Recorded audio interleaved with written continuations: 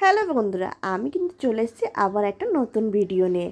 আর হ্যাঁ, জামাই ষষ্ঠীতে মা বাবাকে কে কী গিফট দিল অবশ্যই কিন্তু জানতে হবে। তার জন্য এই ভিডিওতে সব আছে, কে কোনটা দিল। এখন দুজনে মিলে ফ্রিজটাকে ঘরে ঢোকাচ্ছি।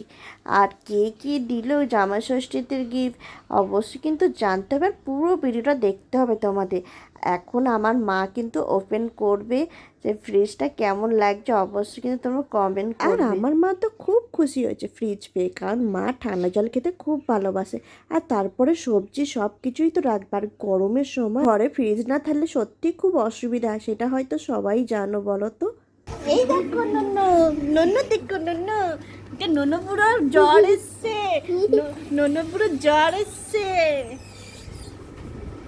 রাহুল রাহুল ফ্রিজ দিয়েছে না? রাহুল না না না, সুভাষদা দিয়েছে। জামাই ষষ্ঠীতে সুভাষদা গিফট করলো ফ্রিজ শ্বশুর আর শাশুড়িকে।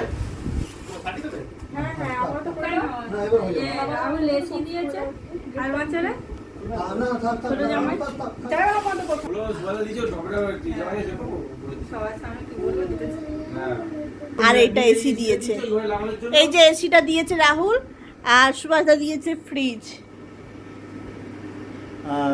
মেয়ে দিয়েছে স্কুটি, ওই স্কুটির ছবিটা আমার